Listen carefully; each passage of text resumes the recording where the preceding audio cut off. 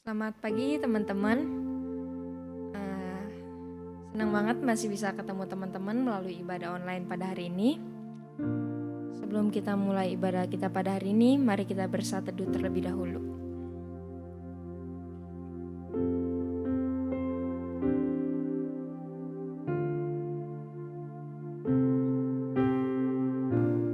Amin. Mari kita angkat pujian seperti rusa yang rindu. Seperti rusa rindu sungaimu, jiwaku rindu Engkau. Kaulah Tuhan hasrat hatiku, ku rindu menyembahmu. Kita angkat pujian ini dari awal lagi. Seperti rusa rindu sungaimu, jiwaku rindu Engkau. Kaulah Tuhan hasrat hatiku, ku rindu menyembahmu. Kaulah kekuatan dan perisaiku, kepadamu rohku berserah. Kaulah Tuhan hasrat hatiku, ku rindu menyembahmu.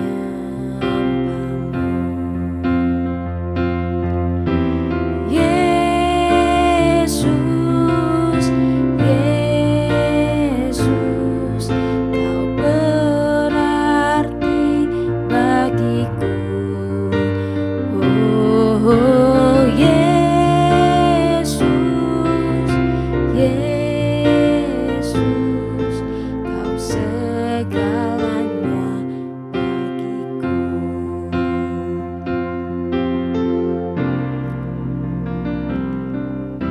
Seperti rusa rindu sungaimu, jiwaku rindu Engkau. Kaulah Tuhan hasrat hatiku, ku rindu menyembahmu. Kaulah kekuatan dan perisaiku, kepadamu rohku berserah. Kaulah Tuhan hasrat hatiku, ku rindu menyembahmu.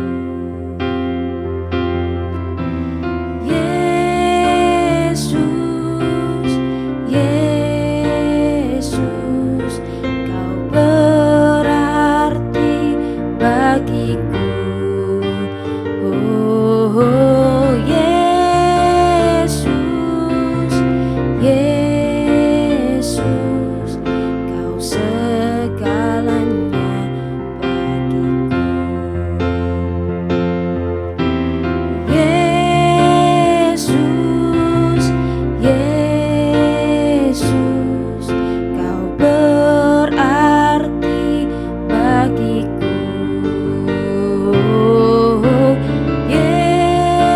Yesus, Yesus, Kau segalanya bagiku. Mari kita bersatu dalam doa. Tuhan, terima kasih Tuhan untuk hari ini Tuhan, kesempatan kami boleh beribadah bersama lagi Tuhan melalui ibadah online pada hari ini Tuhan. Kiranya Engkau boleh pimpin kami Tuhan, agar kami boleh mengerti apa yang Engkau ingin sampaikan kepada kami. Hanya dalam nama Tuhan Yesus Kristus kami sudah berdoa dan mengucap syukur. Amin. Teman-teman, mungkin di sepanjang hidup kita, mungkin teman-teman pernah ngerasain ada hal yang gak enak pernah terjadi dalam hidup kita. Mungkin saat itu dalam pikiran teman-teman pasti bilang kayak, Tuhan kok lepas kendali gini sih sama hidup gua? Kok aku dikasih cobaan kayak gini sih? Mungkin teman-teman pernah mikir kayak gitu. Tapi teman-teman tenang, karena Tuhan pegang kendali atas hidup kita. Yang kita perlu lakuin itu cuma perlu fokus ke Dia dan ngelihat segala sesuatunya melalui perspektifnya Dia. Dan percaya kalau Dia yang pegang kendali atas hidup kita. Mari kita angkat pujian ini.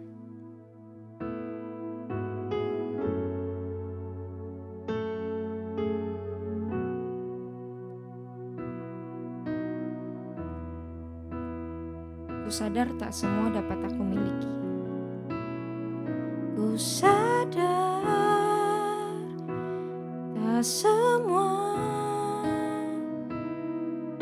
dapat aku miliki. Di dalam hidupku, hatiku percaya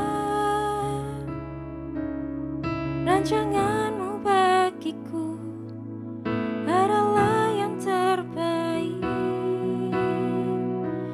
Walau ku tak dapat melihat semua rencanamu, Tuhan, namun hatiku tetap memandang padamu. Kau tuntun langkahku, walau ku tak dapat berharap atas kenyataan hidupku,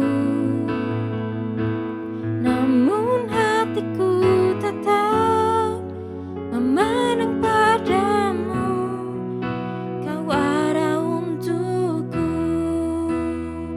Kita angkat pujian ini dari awal lagi. Ku sadar tak semua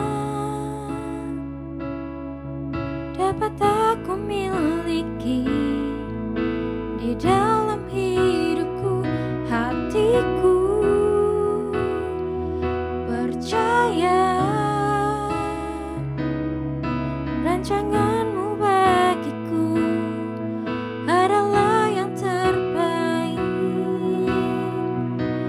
Walau ku tak dapat melihat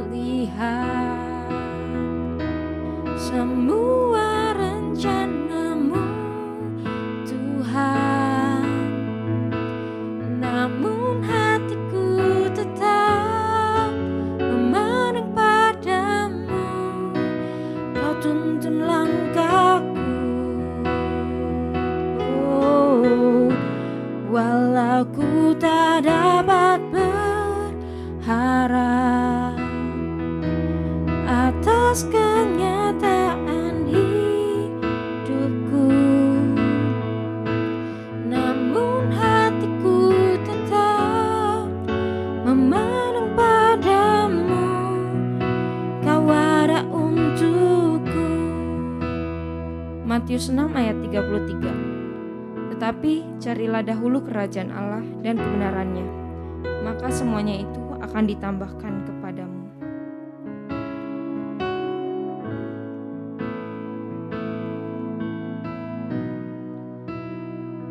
Bila kau izinkan sesuatu terjadi, ku percaya semua untuk kebaikanku. Bila nanti telah tiba waktumu, ku percaya kuasa-Mu memulihkan hidupku. Waktu Tuhan pasti yang terbaik, walau kadang tak mudah dimengerti.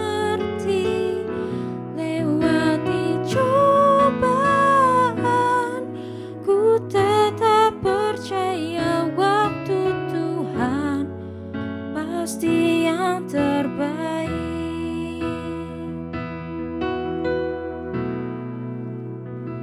Bila kau izinkan sesuatu terjadi,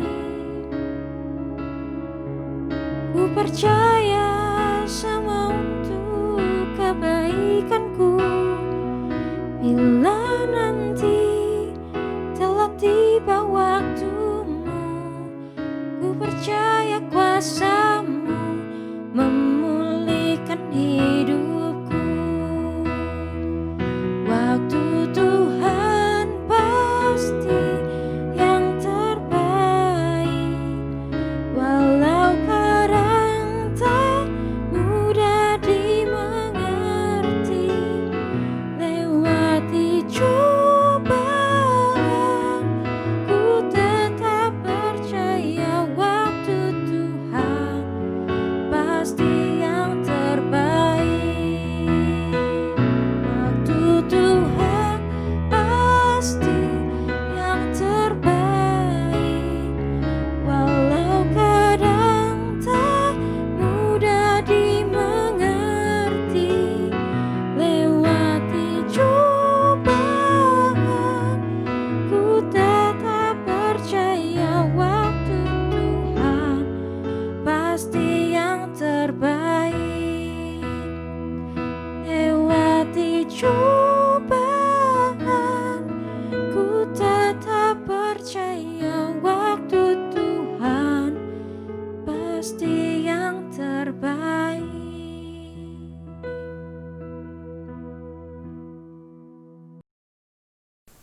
Mari saudara-saudara kita membuka kitab Kisah Para Rasul pasal 1 ayat 8.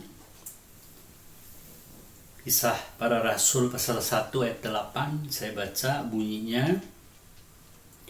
Tetapi kamu akan menerima kuasa kalau Roh Kudus turun ke atas kamu, dan kamu akan menjadi saksiku di Yerusalem dan di seluruh Yudea dan Samaria dan sampai ke ujung bumi.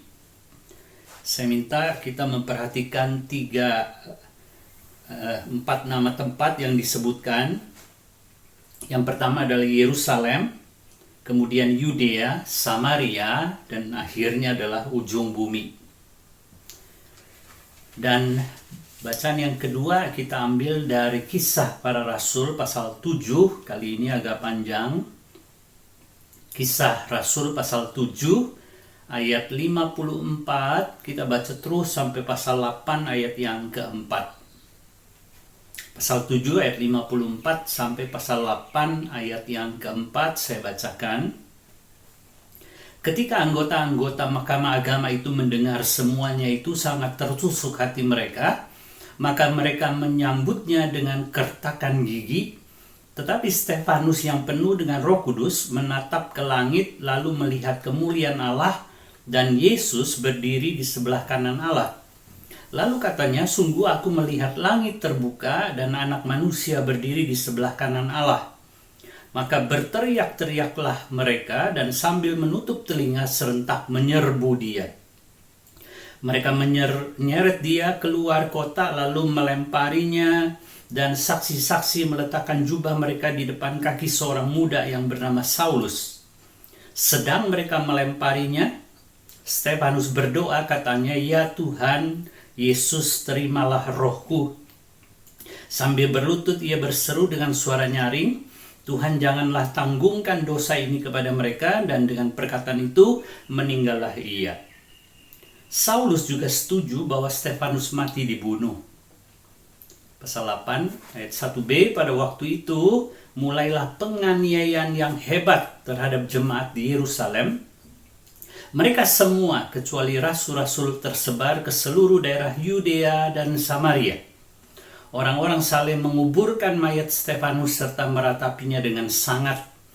Tetapi Saulus berusaha membinasakan jemaat itu, dan ia memasuki rumah demi rumah dan menyeret laki-laki dan perempuan keluar dan menyerahkan mereka untuk dimasukkan ke dalam penjara. Mereka yang tersebar itu menjelajah seluruh negeri itu sambil memberitakan Injil. Mari kita tundukkan kepala, kita berdoa. Tuhan, kami sudah membaca sebagian daripada kisah para rasul, dan kami mohon Roh-Mu yang menyingkapkan apa yang Engkau ingin tunjukkan kepada kami. Biar firman-Mu itu menjadi terang, menjadi pelita bagi kehidupan kami. Itu doa kami, di dalam nama Tuhan Yesus kami berdoa. Amin. Saudara, di dalam perjanjian lama, di kitab Bilangan pasal 13 itu ada cerita orang-orang Israel sudah sampai ke tanah perbatasan, tanah perjanjian, yaitu negeri Kanaan. Maka mereka membentuk 12 pengintai dari 12 suku Israel. Satu suku mengutus satu orang. 12 orang ini kemudian masuk ke negeri Kanaan dengan tujuan untuk mengetahui kondisi negeri itu, dan yang kedua mengetahui penduduk seperti apa yang tinggal di dalamnya. Setelah mereka melakukan pengintaian, mereka kembali kepada orang-orang, kepada bangsanya, dan mereka memberi laporan. 12 orang ini semua setuju, satu pandangan bahwa negeri itu adalah negeri yang makmur, subur, dan indah. Tetapi 12 orang ini dibedakan, sangat berbeda, sangat bertolak belakang di dalam hal apakah kita akan teruskan untuk menduduki negeri ini atau tidak. 10 orang mayoritas memutuskan tidak, jangan pernah lakukan masuk ke negeri itu karena penduduk di dalamnya itu besar-besar, raksasa-raksasa, sementara mereka dibandingkan cuma sebesar belalang. Jadi arti kalau ngomong gampang adalah masuk ke situ adalah cari mati. Mereka melihat ini persoalan yang besar dan mustahil bisa diatasi. Berbeda dengan Yosua dan Kaleb. Mereka berdua justru memutuskan sebaliknya bahwa pasti mereka bisa menduduki negeri itu dan mereka tidak perlu takut karena Tuhan sudah menjanjikan negeri itu akan diserahkan kepada mereka. Di pasal yang ke-14 ayat ke-9, 2 orang ini kemudian berkata, jangan takut. Kenapa? Karena Tuhan menyertai kita. Nah, kita kemudian melihat lagi satu cerita yang lain, yang mirip, di 1 Samuel pasal ke-17. Di situ ada cerita serdadu Israel berhadapan dengan Goliat. Goliat itu raksasa besar sekali, dan itu menimbulkan rasa takut pada seluruh, bahkan sampai Raja Saul. Mereka merasa tidak mungkin mereka bisa melawan orang ini, apalagi menang di dalam perkelahian dengannya. Nah, di dalam mayoritas semua serdadu yang ciut hatinya, merasa gak mungkin bisa menghadapi Goliat, ada satu orang yang punya sikap berbeda. Kita tahu dia adalah Daud. Saudara-saudara, Daud justru bukan hanya tidak takut, dia maju menghampiri Goliat, dan dia katakan, yang membuat dia berani adalah, dia katakan kalau Tuhan sudah menyerahkan kepadanya singa, beruang, dan lain sebagainya, maka Tuhan juga akan menyerahkan Goliat ke dalam tangannya. Jadi saudara lihat begini, sikap yang berbeda dari Yosua, Kaleb, dan Daud itu dilatar belakangi karena mereka menyadari bahwa Tuhan yang mereka punya itu adalah yang menyertai mereka, yang mereka miliki adalah Tuhan yang besar dan mampu. Kesadaran inilah yang membuat mereka berbeda di dalam menghadapi masalah besar yang bagi orang lain tidak mungkin bisa diatasi. Nah, saudara-saudara, saya rasa inilah yang sekarang kita sangat butuhkan di dalam menghadapi situasi kita yang sangat tidak menentu. Sebuah kesadaran bahwa Tuhan yang kita miliki, Tuhan yang menyertai kita di dalam Kristus adalah Tuhan yang besar dan mampu. Nah, saya ingin menunjukkan 3 poin tentang siapa Tuhan yang kita miliki, yang menyertai kita itu melalui kisah para rasul yang tadi kita sudah baca, pasal 1 ayat 8, kemudian kita sambung dengan pasal 7, pasal 8. Yang pertama, saudara-saudara, pembacaan Alkitab kita tadi menunjukkan bahwa Allah adalah Allah yang tidak bisa digagalkan. Apa yang dia rencanakan, apa yang dia agendakan, pasti dia capai. Tidak mungkin dia digagalkan, tidak mungkin dia tidak berhasil. Mari kita lihat begini. Di Kisah Para Rasul pasal 1 ayat 8, Yesus memberitahukan agendanya kepada murid-muridnya bahwa dia akan menjadikan orang-orang percaya setelah Roh Kudus diterima untuk menjadi saksinya di mana di Yerusalem, Yudea, Samaria sampai ujung bumi. Ini agenda Tuhan Yesus yang dia beritahukan kepada murid-muridnya. Nah, sekarang kita lihat kapan agenda ini tercapai dan bagaimana agenda ini tercapai. Nah, sampai di pasal yang ke-8 tadi kita baca, itu terjadi ketika jemaat dianiaya. Di pasal 8 dikatakan, tadi kita baca, pada waktu itu mulailah penganiayaan yang hebat terhadap jemaat di Yerusalem. Mereka semua kecuali rasul-rasul tersebar ke seluruh daerah Yudea dan Samaria.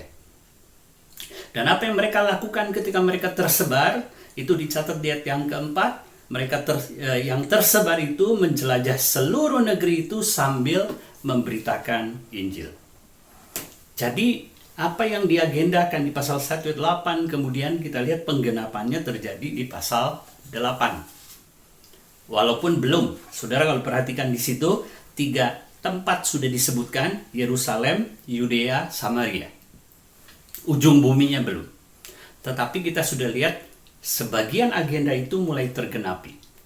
Nah, pertanyaan yang kedua, bagaimana itu digenapi? Saudara-saudara, itu tergenapi di catatan pasal 8 ayat 1b adalah pada waktu itu mulailah penganiayaan yang hebat. Penganiayaan ini bertujuan untuk melenyapkan kekristenan. Penganiayaan ini bertujuan untuk binasakan kekristenan. Itu dicatat di dalam ayat yang ketiga. Di situ dikatakan, tetapi Saulus berusaha membinasakan jemaat itu. Dan usaha ini begitu detail sampai Saulus di situ dikatakan masuk rumah demi rumah. Artinya dia nggak mau sampai ada satu yang lolos. Nah, saudara-saudara, lewat penganiayaan yang bertujuan negatif, yang tujuannya jahat, yang niatnya adalah melenyapkan iman Kristen, itulah yang menjadikan alat di tangan Tuhan membawa kegenapan apa yang Dia mau. Nah, ini menjadi sebuah catatan buat kita bahwa ternyata di dalam Alkitab kita begitu banyak mendapati bahwa apa yang Tuhan agendakan justru dicapai melalui hal-hal yang negatif. Dicapai melalui hal-hal yang jahat, yang tidak baik. Saya memberi saudara 2 contoh yang sangat terkenal. Yang pertama kita lihat dari Yusuf. Agenda Tuhan adalah menyelamatkan bangsa Israel dari bala bencana kelaparan, musibah kelaparan. Musibah itu melanda seluruh dunia pada waktu itu. Jadi seperti pandemi yang kita alami sekarang, cuma bukan berupa virus, tetapi sebuah musibah kelaparan melanda dunia. Tetapi Tuhan sudah menyiapkan, Dia akan memelihara bangsa ini melalui Yusuf. Nah, saudara perhatikan, Yusuf akan menjadi pejabat di Mesir dan dialah yang nanti akan menyiapkan segala suatu kebutuhan bagi bangsa Israel. Pertanyaan kita adalah, bagaimana Yusuf sampai ke Mesir dan menjadi pejabat? Mari kita perhatikan bahwa semua yang dipakai Tuhan untuk membawa Yusuf sampai ke Mesir itu tidak ada yang positif. Semua adalah hal-hal yang negatif. Dari keinginan membunuh Yusuf oleh saudara-saudaranya, kemudian dia jadi dijual dari pedagang-pedagang budak yang kemudian menjual Yusuf, sampai kemudian dia difitnah oleh istri Potifar. Semua hal-hal ini tidak punya niatan baik. Semua hal-hal ini merencanakan hal yang jahat, hal yang tidak baik, hal yang semuanya kita lihat adalah negatif. Tetapi itu yang Tuhan pakai untuk menyelesaikan, menggenapi agendanya. Contoh kedua, itu perlu kita lihat dari Alkitab, yaitu Yesus sendiri. Saudara kalau melihat kisah para rasul juga, di pasal yang keempat ayat 27 dan 28, kisah para rasul pasal 4 ayat 27-28, di situ ayatnya berbunyi begini.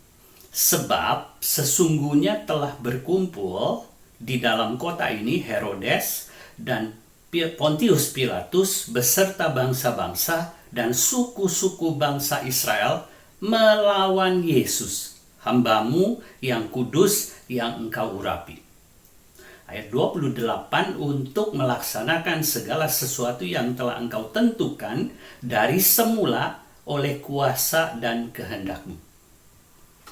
Yang menjadi persoalan bagi kita adalah ayat 28. Ayat 28 ini ditujukan kepada siapa? Kepada orang-orang yang berkumpul, yaitu Herodes, Pontius Pilatus, bangsa-bangsa, dan suku-suku bangsa Israel. Atau itu ditujukan kepada untuk Yesus. Jadi, kalau itu ditujukan untuk orang-orang yang berkumpul di kota, untuk melawan Yesus, itu berarti kita bacanya begini. Orang-orang yang berkumpul, Herodes, Pilatus, kemudian suku-suku bangsa, itu berkumpul untuk melawan Yesus, dan mereka melawan Yesus itu tujuannya adalah untuk melaksanakan segala sesuatu yang telah Engkau tentukan dari semula oleh kuasa dan kehendak-Mu. Atau kayak 28 ini ditujukan kepada Yesus. Jadi Yesus itu hamba-Mu yang kudus, yang Engkau urapi untuk melaksanakan segala sesuatu yang Engkau tentukan dari semula oleh kuasa dan kehendak-Mu.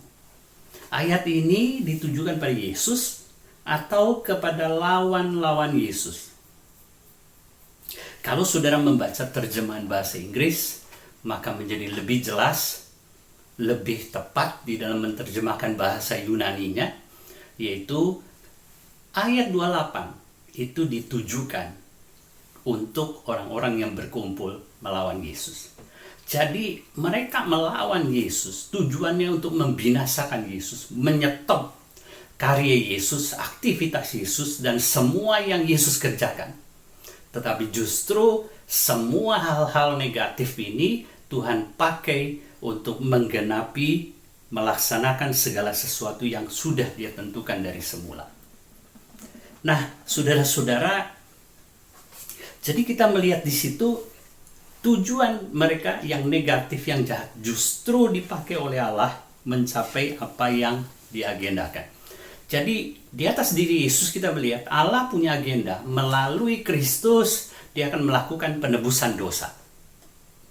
Kematian Yesus di atas kayu salib, darah yang Dia curahkan di situ menjadi penyucian dosa bagi kita. Dan kita lihat saudara-saudara, yang membawa Yesus sampai naik ke atas kayu salib, itu semua bertujuan untuk melawan Yesus. Tetapi itulah justru yang dipakai untuk menggenapi rencana Tuhan.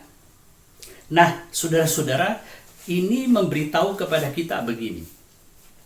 Kalau hal-hal yang negatif, hal-hal yang jahat, hal-hal yang tidak baik, itu justru bisa dipakai oleh Allah, dan seringkali justru dipakai Allah untuk mencapai agendanya, maka itu memberikan kita sebuah rasa tenang bahwa Allah tidak bisa digagalkan, dan Allah memakai keadaan-keadaan yang buruk sekalipun. Maka saudara-saudara, kita menjadi tenang karena di dalam situasi kita hari ini, di dalam kondisi kita yang buruk dan sulit hari ini, itu pun tidak menghalangi Tuhan untuk menggenapi apa yang Dia mau capai di dalam hidup kita hari ini. Allah adalah Allah yang tidak bisa digagalkan. Dia pasti berhasil menggenapi agendanya di dalam sejarah maupun di dalam kehidupan kita.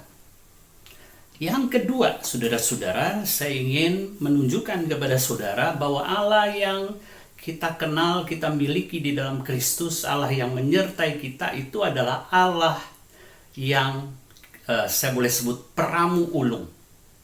Dia mengontrol segala sesuatu dan Dia meramu segala sesuatu untuk mencapai kehendaknya. Mari kita kembali kepada contoh kita di Kisah Rasul pasal 1 ayat 8 dan pasal 7 pasal 8 tadi. Saudara melihat begini, apa yang Tuhan agendakan itu dicapai melalui dua pihak. Dan masing-masing pihak Tuhan mencapai hal tertentu. Saya perlu jelaskan ini. Yang pertama, kita lihat begini. Bagaimana orang-orang Kristen sampai ke Yudea dan Samaria itu dicapai melalui hal-hal negatif, melalui orang-orang yang bertujuan melenyapkan kekristenan. Penganiayaan itu yang menggenapi mereka ke Yudea, ke Samaria. Tetapi saudara-saudara, menjadi saksi itu Tuhan capai melalui orang-orang percaya, orang-orang Kristen. Jadi yang satu bertujuan melenyapkan kekristenan, yang satu dipakai Tuhan untuk meluaskan kerajaannya, berita Injilnya, saksinya. Dan Tuhanlah yang meramu ini berdua, yang negatif dan positif, untuk disatukan, bekerja sama, menggenapi agenda Tuhan. Contoh lain yang tadi juga kita sebutkan, Yusuf. Saudara, Tuhan ingin memelihara bangsa Israel. Pencapaiannya saudara lihat, itu dipakai melalui hal negatif, satu aspek Tuhan capai, dan melalui hal yang positif Tuhan mencapai aspek yang lain. Perhatikan, bagaimana Tuhan mencapai membawa Yusuf ke Mesir, itu Tuhan pakai hal-hal negatif. Kakaknya menjual, istri Potifar, dan lain sebagainya. Tetapi memelihara Israel, menyediakan adanya makanan yang dibutuhkan, Tuhan pakai Yusuf. Jadi lagi-lagi kita lihat yang negatif dan positif ini Tuhan ramu, Tuhan Tuhan pertemukan untuk bekerja sama mencapai yang Dia mau. Contoh ketiga tadi kita sebutkan adalah Yesus. Agenda Allah, Yesus mati di atas kayu salib. Dan di atas kayu salib Yesus mencurahkan darah untuk menebus dosa kita. Saudara lihat juga yang negatif, Pontius Pilatus, Herodes, bangsa Israel, bangsa-bangsa yang lain dipakai jadi unsur-unsur yang melawan Yesus ini Tuhan pakai untuk membawa Yesus naik ke atas kayu salib. Dan di atas kayu salib Yesus melakukan penebusannya. Lagi-lagi kita lihat yang negatif dan positif itu diramu untuk menggenapi yang Tuhan mau. Nah, di sini saya memberi 3 catatan kaki yang penting untuk kita perhatikan. Yang pertama, saudara-saudara, ketika saya mengatakan Tuhan adalah peramu ulung, Dia yang mengontrol, Dia yang memanage itu supaya itu bekerja sama harmoni untuk mencapai tujuannya. Meramu tidak sama dengan mendikte. Itu bukan berarti semua ini Tuhan dikte, semua ini Tuhan yang tulis skenarionya, sehingga semua ini tujuannya akhirnya mencapai yang Tuhan mau. Dia meramu itu tidak sama dengan mendikte, karena kita melihat kalau Tuhan yang mendikte, sehingga kita boleh katakan hidup ini cuma panggung sandiwara, maka Tuhan tidak berhak untuk menuntut kita bertanggung jawab untuk apa yang kita lakukan. Di dalam kenyataannya, saudara-saudara, kita semua akan diminta bertanggung jawab. Itu berarti yang kita lakukan adalah keputusan kehendak kita sendiri. Yang kedua catatannya adalah hal negatif dan positif itu tidak ultimate. Banyak kita berpikir, entah sadar entah tidak, bahwa hidup ini cuma sebuah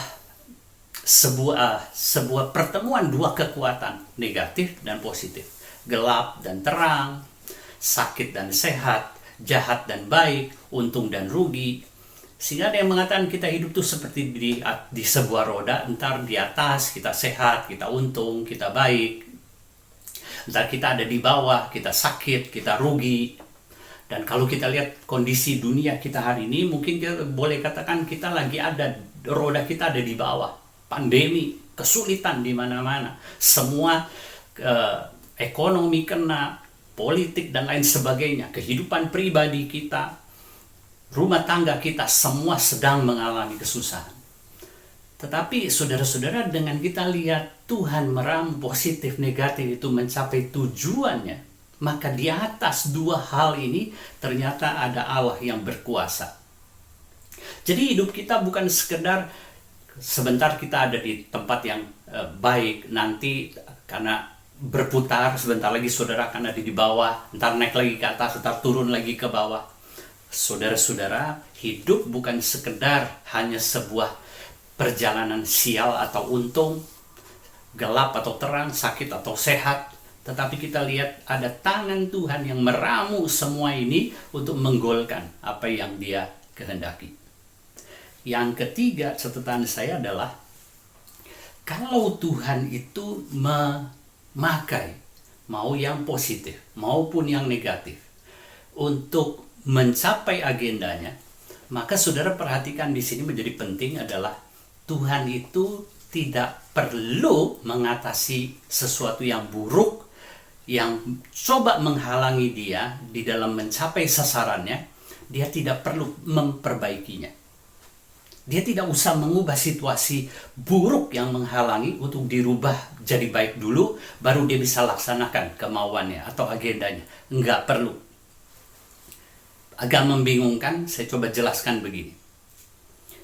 Ketika orang-orang yang memusuhi kekristenan di catatan Kisah Para Rasul, tujuan mereka melalui Saulus sebagai pemimpin adalah melenyapkan jemaat. Nah, saudara-saudara, ini penghalang yang kalau nggak diatasi, kita akan bilang gini, kalau penganiayaan itu nggak diatasi, penghalang ini tidak dibereskan, maka bagaimana Injil bisa sampai ke Yudea, Samaria, ujung bumi? Kita akan bilang gini, jangankan sampai ke ujung bumi, kalau penganiayaan ini dibiarkan terus, belum juga sampai ujung bumi, belum juga sampai Yudea, kekristenan sudah lenyap. Jadi penganiayaan itu mesti di stop. Tuhan mesti menolong orang-orang Kristen jangan sampai dianiaya, jangan sampai penganiayaan ini menyebar luas dan sebagainya. Karena kalau begitu sampai mereka berhasil menyetop kekristenan, maka yang diagendakan di pasal 1 ayat 8 itu akan gagal total. Saudara-saudara, apa Tuhan perlu bekerja begitu? Saudara, cara kerja begitu tuh kita manusia. Seperti sekarang nih, kejadian COVID-19. Sebelumnya kan banyak rencana, ada perusahaan yang mau buka cabang, atau kita ada yang punya rencana mau menikah, ada kita yang punya rencana mau studi ke luar negeri, ada rencana kita melakukan perjalanan ke sini ke sana. Begitu COVID terjadi, saudara-saudara, ada lockdown, transportasi tidak, pesawat misal tidak terbang ke negara-negara lain, kan negara lain juga tutup pintu. Terjadi harus karantina, terjadi mungkin kita terserang virusnya. Sehingga saudara-saudara, kita melihat ini semua menjadi penghalang rencana kita. Kemauan kita, apa yang kita udah pikir kita mau kerjain, semua terpaksa stop, dihalangi. Maka kita bilang begini, ini COVID kalau nggak bisa diatasi, mati kita. Kita tidak bisa melakukan, tidak bisa melaksanakan apa yang kita sudah agendakan, yang sudah kita rencanakan, kalau penghalang ini tidak bisa diatasi. Mari kita lihat, Tuhan tidak perlu mengatasi penghalang. Karena yang Dia kerjakan adalah, Dia pakai penghalang itu untuk mencapai tujuannya. Nah, kalau begitu saudara-saudara, perlukah ketika Yusuf mau dijual, ketika Yusuf difitnah dan dimasukkan penjara, perlukah Tuhan mencegahnya? Karena kalau Tuhan nggak mencegah, tidak menolong Yusuf, maka rencananya berantakan semua. Tuhan bilang, waduh, ini nggak boleh dibiarin. Kalau begini nanti gimana rencana gue buat memelihara orang Israel? Karena agen penolong yang mau aku pakai sekarang ada di dalam penjara. Sekarang dijual, sekarang jadi budak. Apakah Tuhan perlu mengatasi itu? Sama sekali tidak. Karena Dia tinggal meramu itu menjadi bagian aktivitas yang nanti menjadi bagian yang berpartisipasi menggenapi apa yang Dia mau. Nah, saudara-saudara, jadi kita lihat bahwa kondisi kita sekarang yang sulit ini bagi Tuhan itu tidak perlu diatasi untuk menggenapi apapun yang dia kehendaki. Nah, ini juga menolong kita melihat bahwa kalau begitu, sekalipun kita melihat sampai sekarang COVID belum diatasi, atau saudara di dalam satu masalah yang juga kita lihat belum juga kita berdoa, karena seringkali kita berpikir kita ingin Tuhan bekerja dengan cara kita. Maka selalu di dalam kesulitan kita berdoa supaya Tuhan angkat kesulitan itu, Tuhan beresin kesulitan itu, karena kalau enggak, maka kita tidak bisa melanjutkan kehidupan atau rencana kita. Saudara-saudara, Tuhan tidak perlu mengatasi banyak hal-hal yang terjadi dalam hidup kita, karena itu juga bisa menjadi alatnya di dalam mencapai apa yang dia mau. Oh iya, tentu Tuhan juga bisa melalui membereskan. Tapi kalau dia tidak bereskan satu persoalan, bukan artinya dia jadi mandek, dia menjadi terhalang di dalam pekerjaannya. Yang terakhir, saudara-saudara, adalah kita melihat poin saya yang pertama, Allah itu adalah Allah yang tidak mungkin digagalkan. Yang kedua, Allah itu adalah peramu ulung. Kenapa dia tidak bisa digagalkan? Karena dia meramu segala sesuatu untuk mencapai apa yang dia mau. Dan yang ketiga, kita melihat melalui kisah para rasul yang kita baca adalah Allah itu selalu adalah penolong kita. Allah yang menyertai kita, Allah yang kita kenal dan kita miliki di dalam Kristus adalah Allah yang selalu menjadi penolong kita di dalam kesusahan. Saya ingin kita lebih dulu membedakan antara ditolong dari dan ditolong dalam. Saudara-saudara, pembedaan ini sangat penting. Saya perlu jelaskan dengan baik. Ditolong dari itu adalah kita ada di dalam sebuah kesulitan. Kita ada di dalam satu masalah. Dan Tuhan kemudian menolong kita dari masalah itu. Dia mengeluarkan kita atau dia mencegah kita masuk ke dalam masalah itu. Misalnya saudara-saudara, saudara sakit, kalau ditolong dari, maka Tuhan menyembuhkan. Kita ditolong dari sakit itu. Atau kita ditolong untuk tidak sampai sakit itu. Jadi kalau saudara kena virus, Tuhan tolong dari virus itu, saudara jadi sembuh. Atau saudara tidak terjangkit. Saudara tidak punya makan, lapar, tidak punya pekerjaan. Kalau ditolong dari, maka Tuhan menolong kita mendapat pekerjaan. Tuhan menolong kita di dalam kebutuhan-kebutuhan yang kita miliki. Nah, itu yang kita lihat ketika Tuhan memimpin bangsa Israel ke tanah Kanaan. Mereka mengalami kelaparan, Tuhan sediakan makanan. Mereka mengalami kehausan, Tuhan sediakan minuman. Mereka berhadapan dengan musuh-musuh, Tuhan beri kemenangan di dalam peperangan. Itu namanya ditolong dari. Yesus juga begitu, melakukan banyak hal. Anda buta, dia tolong dari kebutaan, dia celikan. Anda lumpuh, dia tolong dari kelumpuhan, dibuat jalan. Saudara-saudara, Anda kelaparan, ditolong Tuhan dengan memberi makan. Ini ditolong dari. Tapi ada lagi satu pertolongan Tuhan yang lain yang sangat berbeda, yaitu ditolong dalam. Nah, kita membaca Stefanus itu dirajam batu sampai mati. Maka pertanyaan saya adalah, apakah Stefanus ditolong Tuhan? Kalau saudara melihat dari perspektif ditolong dari, maka Stefanus sama sekali tidak ditolong oleh Tuhan. Dia tetap dirajam. Tuhan tidak membebaskan dia dari perajaman. Tuhan tidak menyelamatkan dia dari batu-batu yang dilempar mengenai tubuhnya dan membuat dia menderita berbagai rasa sakit, berdarah-darah. Bahkan Tuhan tidak menolong dia sampai dia menjalani perajaman itu sampai mati. Nggak ada pertolongan dari Tuhan. Maka bolehkah kita simpulkan kalau begitu Stefanus tidak ditolong oleh Tuhan? Jelas belum boleh kita simpulkan seperti itu. Karena apa? Karena sebetulnya Stefanus walaupun dia tidak ditolong dari, tetapi dia ditolong dalam. Di dalam perajaman yang dia alami itu, jelas dia mengalami pertolongan Tuhan. Pertolongan apa? Saudara lihat, Tuhan menampakkan diri. Tuhan menopang, menyokong Stefanus bertahan kuat sampai dia terima batu terakhir sampai dia mati. Dan kita lihat Tuhan sendiri yang menyambut dia. Dia ditolong bukan dari perajaman, tetapi di dalam perajaman. Contoh lain, saudara boleh ingat misalnya cerita Daniel. Ketika Daniel menolak menyembah patung, dia dilemparkan ke lubang singa. Saudara perhatikan waktu dia dilemparkan ke lubang singa, apakah Tuhan menolong Daniel dari lubang singa? Jawabnya tidak. Dia dilemparkan ke lubang singa. Jadi dia tidak ditolong Tuhan? Jawabnya, dia ditolong Tuhan. Bukan dari lubang singa, tetapi di dalam lubang singa. 3 temannya juga sama, dilemparkan ke dapur api. Apakah mereka ditolong, diselamatkan dari dapur api? Enggak, mereka jelas dilemparkan, bahkan apinya dibuat lebih panas.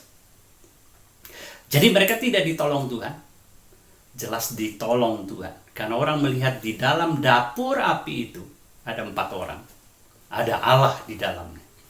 Nah, ini yang namanya ditolong dalam dan ditolong dari. Tapi ada satu persoalan begini, saudara-saudara. Seandainya Daniel dilemparkan ke dalam lubang singa atau 3 temannya ke dapur api dan Daniel dimakan oleh singa, 3 teman Daniel habis dimakan api. Pertanyaannya, apakah kalau begitu mereka tidak ditolong oleh Tuhan? Saudara perhatikan, Stefanus dilempari batu dan mati. Apakah tidak ditolong Tuhan? Tetap ditolong Tuhan. Cuma ditolong dalam di sini, lebih dalam lagi. Seringkali tidak bisa dilihat orang, kecuali kita sendiri yang mengalaminya. Nah, saudara-saudara, satu kasus yang boleh saya ajukan adalah ketika jemaat yang dianiaya.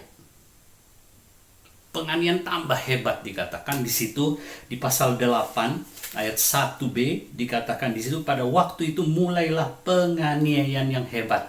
Kata hebat di situ adalah mega. Mega itu artinya sangat besar. Jadi penganiayaan di sini tidak main-main. Nah, apakah Tuhan menolong jemaat dari penganiayaan? Jawabnya tidak. Setelah Stefanus dirajam sampai mati, penganiayaan tidak stop, malah makin besar. Dari 1 orang Stefanus sekarang seluruh jemaat dianiaya.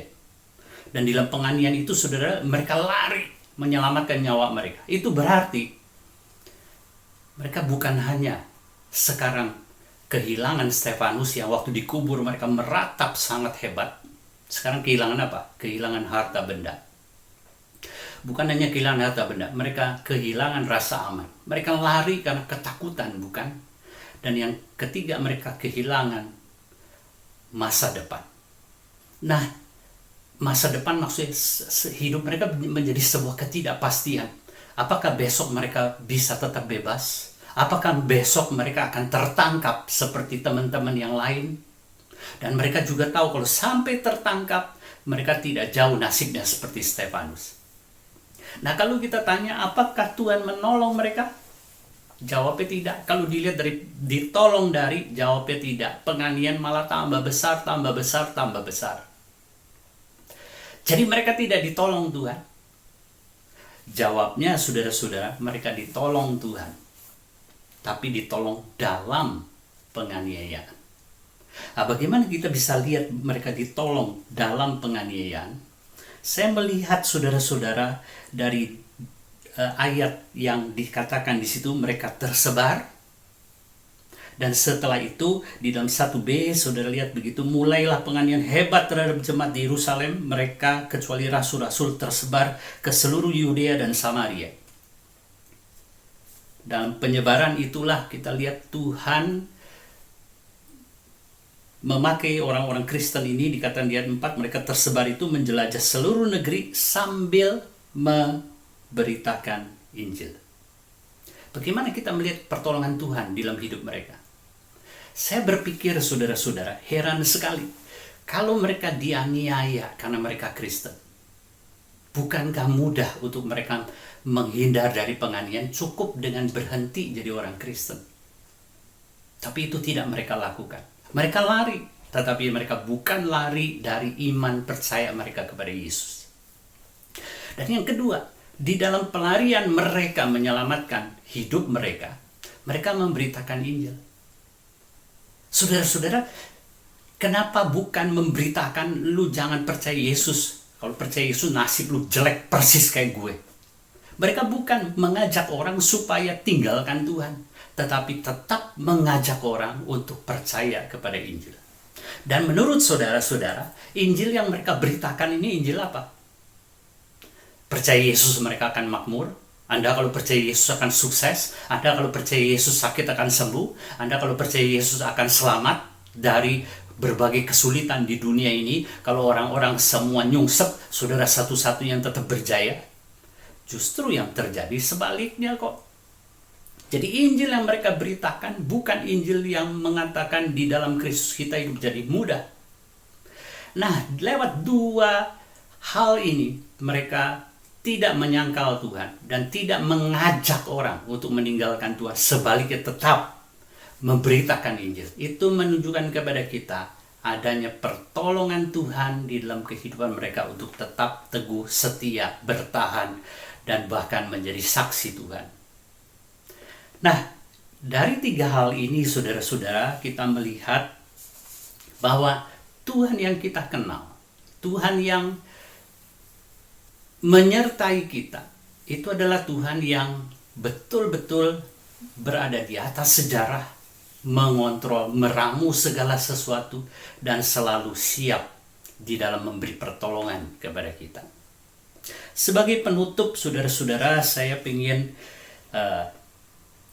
memakai satu kesaksian dari seorang yang bernama Doyle Master. Ketika dia mengidap kanker itu begitu cepat menggeragotinya dari satu state ke state yang lain.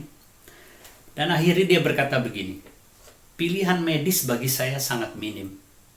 Dan itu pun tidak menjanjikan kesembuhan. Hari-hari terakhir yang saya jalani itu bergulir bagi tanah longsor penuh ketidakpastian. Nah, saudara, di dalam kondisi hidup seperti ini, satu perkataannya yang sangat menguatkan kita daripada Doyle Master ini adalah dia berkata begini, yang membuat saya masih bisa bersyukur adalah bukan melihat apa yang saya miliki, bukan melihat apa yang masih saya punya, tetapi melihat siapa yang memiliki saya, yaitu Tuhan yang mampu melakukan segala sesuatu yang melebihi yang saya minta dan pikir. Saudara, dia melihat sebalik dari satu perspektif yang terbalik. Kalau tadi kita katakan Daud, Yosua, Kaleb, itu mereka menyadari Tuhan yang menyertai dan Tuhan yang mereka miliki adalah Tuhan yang besar dan Tuhan yang mampu. Itu sebabnya di dalam situasi yang sulit yang bagi orang lain mustahil, mereka tidak jadi kecil hati dan mereka mempunyai reaksi yang berbeda karena kesadaran akan pengenalan Tuhan, Tuhan yang mereka miliki. Tapi Doyle membalik. Dia mengatakan dia bersyukur dia masih bisa bertahan bukan karena yang dia miliki, tetapi siapa yang memiliki dia. Itu lebih lagi saudara-saudara menguatkan kita ketika kita tahu Tuhan yang kita miliki itu sekaligus adalah Tuhan yang memiliki kita. Sehingga kalaupun di dalam kelemahan kita, Tuhan yang begitu besar tidak menjadi kekuatan bagi kita, kita pun tidak perlu berkecil hati karena Tuhan lah yang memiliki kita, berarti kita ini miliknya. Satu ilustrasi mungkin bisa menolong saudara memahami ini. Saya pernah mendengar orang mengajukan pertanyaan begini, apa beda kucing membawa anak dan kera, monyet membawa anak? Nah, monyet kalau bawa anak itu bergantung si anak kuat apa enggak, karena dia yang pegang mamanya. Jadi dia pegang perut mamanya yang lari-lari, dia harus pegang. Nah kalau mamanya loncat dan lain sebagainya, si anak gak kuat pegang, dia akan jatuh. Kucing terbalik, saudara-saudara. Bukan si anak yang pegang ibunya, tapi si ibu yang pegang anaknya. Ibu itu mencengkram anaknya dengan kekuatan giginya. Maka anak ini akan lepas atau tidak, itu bergantung pada si ibu kuat atau tidak. Saudara-saudara, jelas kalau kita bilang mengapa Daud, mengapa Yosua, mengapa Kaleb begitu kuat berbeda dengan yang lain, karena mereka pegang Tuhan, mereka kenal, mereka tahu Tuhan yang mereka miliki. Itu seperti kera yang pegang ibunya. Mereka tahu ibu yang aku pegang. Tapi ada banyak waktu kita tidak punya kekuatan seperti itu. Kalimat Tuhan memiliki kita itu adalah seperti kucing memegang anak. Saat-saat kita tidak punya kekuatan, sebetulnya Tuhanlah yang dengan kekuatannya memegang kita. Dia adalah Tuhan yang pasti berhasil, yang memakai segala sesuatu dalam kehidupan kita yang terjadi di dalam sejarah ini, dan dia selalu memberi pertolongan di dalam masa-masa kesulitan yang kita hadapi. Mari kita berdoa. Tuhan, Engkau sungguh di luar jangkauan pikiran kami. Kebesaran-Mu, kehadiran-Mu, pertolongan-Mu seringkali di luar yang kami harap, yang bisa kami pahami, yang bisa kami mengerti, yang kami minta. Itu sebabnya benar Engkau mengerjakan lebih daripada pikiran dan permintaan kami. Biar sabda-Mu terus hidup di dalam hati kami, Roh Kudus-Mu memelihara dan terus mengingatkan kami, Allah yang memiliki kami, Allah yang kami miliki. Di dalam Kristus adalah Allah yang terus-menerus bekerja mencapai agenda dan kehendak-Mu di dalam hidup kami dan di dalam sejarah dunia ini. Terpuji nama-Mu Tuhan, biar firman-Mu itu terus menguatkan kami. Di dalam nama Tuhan Yesus kami berdoa. Amin.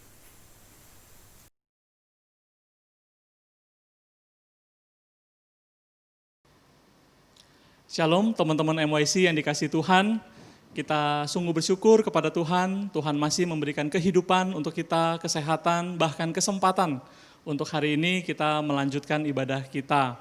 Nah hari ini secara khusus saya mengapresiasi teman-teman yang sudah melayani Tuhan, baik yang di depan layar kaca maupun yang di belakang tim multimedia yang sudah membantu terselenggaranya ibadah kita pada hari ini. Nah, teristimewa kami juga mengucapkan banyak terima kasih untuk pelayanan dari Pak Pendeta Yohan Chan, dan secara khusus sudah bersedia juga membawakan firman Tuhan bagi kita yang sangat memberkati kita hari ini. Kita doakan terus untuk kesehatan Pak Yohan yang pada saat ini masih berada jauh dari kita. Ya, kita doakan Tuhan kiranya terus memberkati pelayanan dari Pak Yohan.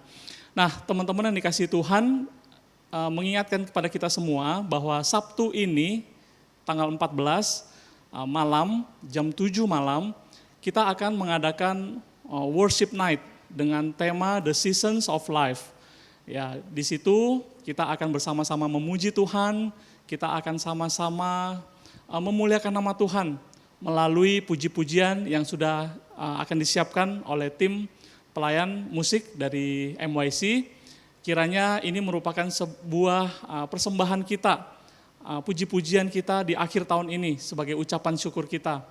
Di dalam masa musim kehidupan, ya suka duka boleh silih berganti, tetapi mulut dan jiwa yang memuji nama Tuhan harus senantiasa kita lakukan. Jadi teman-teman jangan lupa Sabtu ini ya tanggal 14 jam 7 malam di channel YouTube MYC. Nah teman-teman MYC ini kasih Tuhan, kita juga bersyukur mulai bulan November Tuhan juga telah mengutus hambanya untuk bersama-sama dengan kita melayani di dalam pelayanan MYC ini. Nah untuk memperkenalkannya saya undang Boksu John Lee sebagai pimpinan jemaat kita untuk memperkenalkan pembina yang akan bersama-sama melayani kita di MYC ini. Kami persilakan. Baik, terima kasih Boksu Joshua. Shalom teman-teman MYC, apa kabar? Semoga semuanya tetap sehat, semangat, dan sukacita selalu ya. Teman-teman, sebagaimana yang sudah disampaikan oleh Bosu Joshua ya, bahwa kita bersyukur Tuhan sudah mengutus hambanya, Contoh Stella, untuk membantu pelayanan di gereja kita. Dan hamba-hamba Tuhan serta majelis gereja telah memutuskan bahwa beliau akan membantu pelayanan di MWC ya. Jadi MWC kita pembina adalah Bosu Joshua dan Contoh Stellaria akan membantu kita untuk melayani di dalam pelayanan para pemuda-pemudi. Jadi saya mengharapkan teman-teman terus bisa mendoakan kedua hambanya ini, baik Bosu Joshua dan Contoh Stellaria ya, untuk mendukung pertumbuhan iman kita. Waktu berikutnya saya persilakan kepada Contoh Stella untuk menyampaikan sepatah dua kata. Terima kasih untuk Boksu John Lee yang sudah memperkenalkan. Shalom teman-teman MYC, ketemu lagi sama Ci Stella, dan kali ini bukan sebagai pembicara tamu tetapi sebagai asisten dari Boksu Joshua untuk melayani bersama di MYC. Sungguh suatu sukacita dapat bergabung dalam keluarga besar MYC Immanuel, dan Ci Stella berharap kita dapat bekerja sama ke depannya, menantikan bagaimana kita bisa berkumpul kembali di dalam gedung gereja untuk bersekutu dan beribadah bersama. Ci Stella mohon bantuannya, sebagai orang baru ada banyak hal yang tidak Ci Stella tahu, tetapi Ci Stella bersyukur kalau kehadiran Ci Stella itu dapat melengkapi barisan khususnya menjadi cici rohani, karena kan Boksu Jos pria gitu ya. Sekarang kalian juga punya cici rohani selain koko rohani. Terima kasih, itu aja perkenalan dari Ci Stella. Tuhan Yesus memberkati. Baik teman-teman, mari kita berdoa. Kami mengucapkan syukur kepada Engkau ya Tuhan, Allah yang kami muliakan, oleh karena pada hari ini Engkau telah mempersatukan kami untuk kami beribadah, bersekutu melalui Zoom ini, dan kami boleh mendengarkan firman-Mu.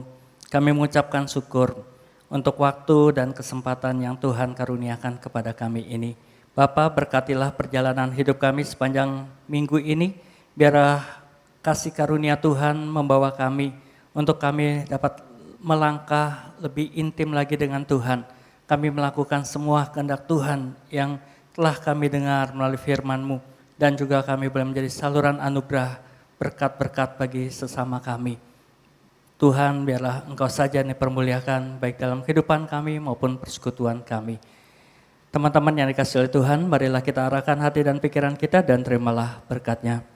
Kiranya anugerah di dalam Yesus Kristus Tuhan dan Juru Selamat kita, dalam cinta kasih dan pemeliharaan dari Allah Bapa, persekutuan dengan Roh Kudus menyertai, melindungi, memberkati saudara-saudara sepanjang hari ini, esok dan sampai selama-lamanya. Amin. Seperti rusa rindu sungaimu, jiwaku rindu Engkau. Kaulah Tuhan asra